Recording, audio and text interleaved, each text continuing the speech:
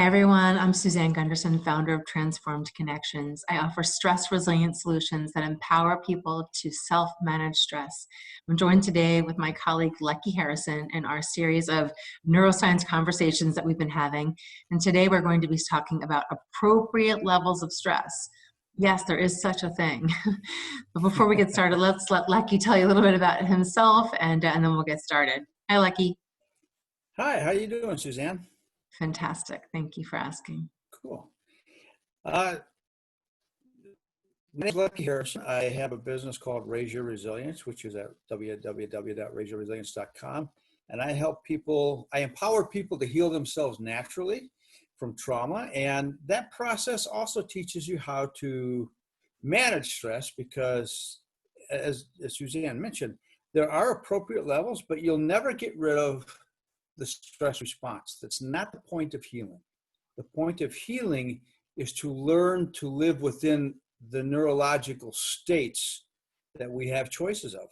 So appropriate levels, yes. If you know how to discharge stress, if you know what your body feels like when it's stressed, you will be miles down the road to being able to adequately work within its parameters and understanding what those are. Right. I mean, we hear the word stress these days, and immediately people they want to just take a big sigh of like, oh, yes, I've got that too. Bucketing everything into this, 5-letter word that just means horrible things to people. And there are varying degrees of stress. And one of them is actually a good level of stress. And that's what we want to talk about today is how to identify what that good level of stress means, that appropriate level. Because as you mentioned, healing and being in touch with ourselves is what's going to help us be able to know where we're at in our stress response. It's not that stress is ever going to go away, and we don't want it to go away. We want to live within appropriate levels of it, be able to regulate it, and come back to a place that's more playful and curious and makes us feel alive as opposed to threatened or in danger. And so let's talk a little bit about the different types of aliveness that are out there that maybe people are bypassing when they go right to I'm in threat or I'm in danger. Well, an example I oftentimes use is, and it's because I watched the game, was when it was the second Super Bowl that the Seahawks played against the New England Patriots, and the Seahawks were like 3 feet away from winning the game because it was just less than a touchdown difference. And as it turns out, they lost the game. But at that time, when there was less than a minute left, everybody watching, which was probably in the tens of millions, maybe more, were on the edge of their seats. Now, everybody on the field, I can't even imagine what that must have been like. You know that the next play will determine whether you win or whether you lose. So it's how you perform that will make all the difference in the world to your teammates, to everybody watching. I mean, this is not national. This is international. So yeah, there is a load of stress there. But who is threatened? I mean, they're all playing games. One guy on one side of the line is probably a former college player from a guy on the other side of the line. And when it's all said and done, what do? They take their helmets off and they're all chumping around the middle of the field. How's it going? They're yabba-dabba. Because it's a game, And the people, in Seattle were crying because they lost. The people in New England were going, yay.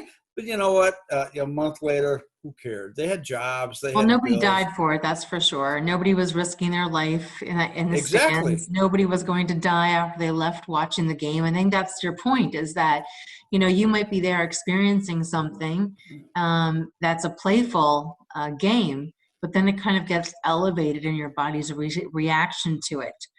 And if we don't allow ourselves to regulate beyond that level of let's just keep it in play, let's just keep it exciting, then we take it to a whole other level within our body. And this is why we see a lot of people after some of those games go into rage mode, because they have gone above that appropriate level and gone into those more threatening, dangerous places.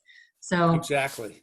if we stick to just the appropriate levels of stress, and appropriate meaning that, maybe stress isn't a great word to use for that, but there's appropriate levels of excitement that we experience in the body, and that comes in the form of play, and it comes in the form of intimacy, comes in the form of curiosity, and those are things where we're just a little bit peaked above a normal Yep. level of aliveness.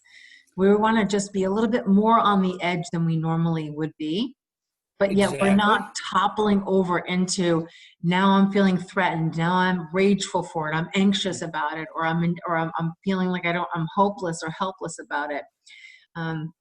So really finding that line for ourselves is unique. That appropriate level for each of us is unique. It is. And see, because we use the word curiosity and intimacy or like competition or sports, or having a game, what's missing from that is the fact that despite the fact that the autonomic nervous system response is the same, there's two things going on. One is the overall context is one of safety. And the overall context then, intimacy, for example, is the combination of the freeze mode and safety, whereas competition is safety and sympathetic nervous system, the arousal, fight, flight.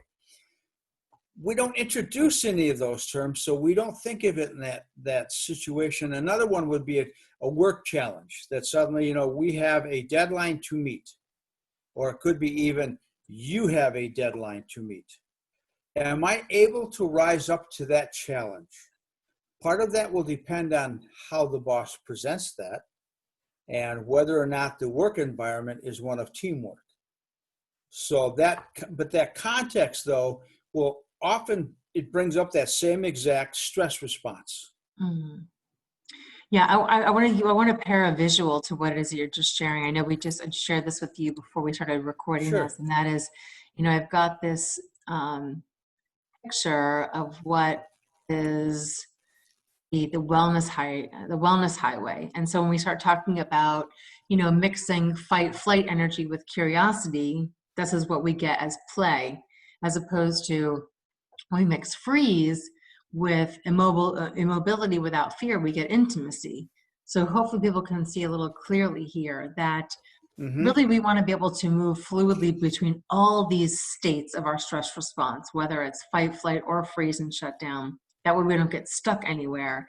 I mean, the middle of the road here is where we're safely connected, safe and secure and social, and we feel like we belong and we're being nurtured for who we truly are. And then we leave that kind of green highway, and as we kind of get more excited with physicality and mobility, we go into that play mode. And then when we kind of get more quiet and reserved and we're leaning more into like a shutdown mode, we go through that intimate. We can go Yep. to the intimate place. The And thing I that, would, yeah. how I would look at this as I'm doing this. It says safe and social just in that green bar. I would make it safe and play and safe and intimate, because all three of those are still safe. That's true. That's the point. If you don't feel safe, then play is no longer play. And interestingly, I like this because if something happens on the highway and suddenly people jam on their brakes, what do? You zip over into fight flight, and then you find yourself way back into the lane that you were in. And Right. that's how the stress response system should work. We It's how it veer should off into work. the red line, come back into that broad line of the safe zones. And if that cycle completes itself, then we go, shake off a little bit, and we're done. But that's how that should, that's what it means to still have the stress response. Right. That when we have that ability to, we go around that, something falls off a vehicle in front of us, you can go, whoa, and go around it. And yeah, that activates your stress response, because surely you don't want to hit it. You don't want to drive over it because you don't know what it will do to the undercarriage or the tires, which could lead you into the next lane. Right, But and it gives you that's where this version of this map shows up, where we spend way too much out of control in fight or flight, yep. completely shut down. So the goal really is to go back to having it be more balanced. But sadly, Yeah. this is where we're living, Yep. and more of these kind of like Yep. extreme states of fight, flight, or freeze, but it just doesn't have to be that way. I might have to get a copy of that because I like that it's like driving down the highway expecting something to fall off a vehicle in front of us when there's no vehicle there at all anyway. That's what that stuckness is. And that's an inappropriate level of stress. Sure. I mean, we could think of lots of different examples that are inappropriate, but we've become kind of this catastrophizing society where our bodies are just so accustomed to be living in threat and danger because we haven't been living authentically that we Yep. treat everything that comes in our pathway as a threat or danger. Whether it's, I can't find my keys, or I missed the exit, or I forgot to call this person back, or I didn't remember to bring my lunch with me today. Everything just turns out to be like the sky is falling. And so we have Exactly. to, and that's because we don't know what an appropriate level of stress is. And I know that both in the training that you and I each individually teach, we help people start to identify, how to be aware and notice what's going on in their body. That way they can start to fine tune for themselves where that appropriate level of stress is and where they go beyond it and peak into other levels of fight, flight, or freeze. And then also how to resolve those states and come back to peace and calm again. So really learning your appropriate level of stress is extremely important, and it is a unique level for each of us. Some people, like I said, have been raised and conditioned in ways that have really dysregulated those sensing abilities in us, and so they're very, very hypersensitive, and we go past that appropriate level right away. And so it's really important that we learn, what that level is for us that keeps us safe and connected so that we can enjoy play, that we can enjoy intimacy without going into those extreme areas that I was sharing in my presentation. So well, I just wanted to say thank you to Leckey to joining us today and having this opportunity to talk about appropriate levels of stress. I hope that you've enjoyed listening to us. If you have any questions, feel free to pop them in the description or comment section below. We'll happily get back to you.